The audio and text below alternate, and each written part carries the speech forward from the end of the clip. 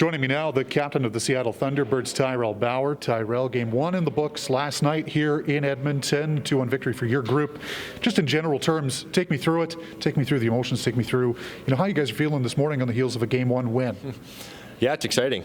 Finals, we're coming off a big win there in Kamloops. A lot of hometown kids from around here, so being able to come out and kind of feel each other out in the first game here and come out on top feels pretty good.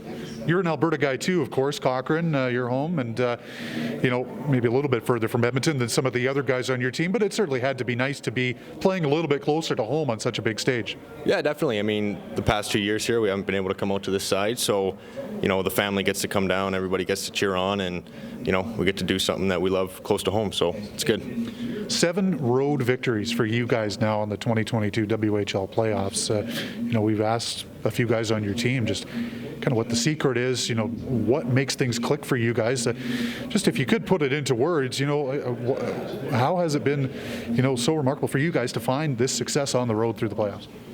Yeah, I mean, like everybody's been saying, there's not really a recipe for it, right? Like during the regular season, you got to play half your games on the road. So, you're not always going to be at home. We love our fans. They bring us a lot of energy, but at the same time, we're hockey players and you got to learn how to play on the road. So, we've done a good job handling that. Tell me about your journey this season. We know, about the injury. We know about the time you had away. We know about your return. The Thunderbirds put the documentary with you and everybody involved together with respect to that whole process.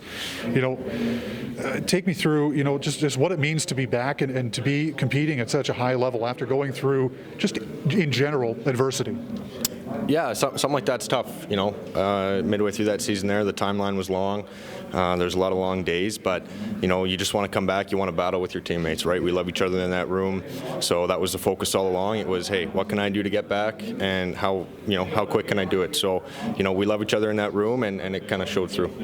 Big news for yourself earlier this week as well. In fact, the day of Game 7 in Kamloops, you signed the entry-level contract with the Winnipeg Jets. Tell me about that whole process and how nice it is for you to know that there's an NHL team investing in your future. Yeah, it's great. I mean, the timing that it took place, I wasn't too focused on it, to be honest. We had a job to get done. We had that Game 7. There's a group of men to lead in the battle there. So obviously feels good after the fact. The Jets are a great organization. I couldn't be more happy to, be in that system now. But right now, the focus is winning the next game. Takeaway from Game 1, perhaps the fact that it was a bit of big boy hockey out there, Ty. I mean, you're a physical player. You put your body on the line night in, night out. Is that a kind of game that kind of suits your team and some of the personalities you have in your group? Yeah, it's the playoffs, right? It's it's going to be big boy hockey. There's you might get away with a little bit out there. It's going to be physical. You're trying to wear teams down. 7 games, you end up not liking each other. By the end of it. So we got a big group in here. We know how we have to play, and that's part of the style. So we're confident in that. We're going to keep it going. Was it a bit of a feeling out process last night, though, just having not seen these guys in person for as long as it's been? Most definitely, yeah. It's been 2 years. We haven't been in this barn in a while. They haven't seen us, so there was feeling out. I mean, at the same time, there's lots of video. We can do our due diligence there, and we know a lot of the players too, so we know a little bit what they're about. But finally stepping into action, there was a good opportunity to kind of test it out a little bit. As we look ahead to Game 2, what's the focus going in? And tell me a bit about, without spilling your game plan, of course, just give me a sense of how everybody's feeling heading into Game 2 and hoping to potentially go home up 2-0. Yeah, we're feeling good. Obviously, when you can come in and take the first game in a series, especially in the finals, it feels good there. As far as our game plan, we just got to keep it going. There's not much else that we can say. It's cliche, but it's how it has to do. We know what we got to do to win. I'm sure they got their game plan too, and we're just going to stick to it and do our jobs here in the finals.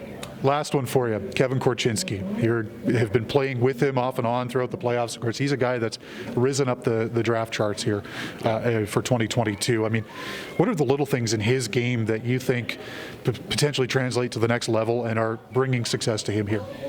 Oh yeah, he's fantastic. He's a great kid. He works really hard. Playing with him, he creates a lot of space. Obviously, he's very dynamic with the puck and offensively. So, it's pretty easy when we're in that end of the ice, and he moves the puck so well that kind of takes a little bit of pressure off there. So, great kid, and he's going to be a stud going forward. Appreciate you doing this. Best of luck tomorrow. Hey, thank you very much.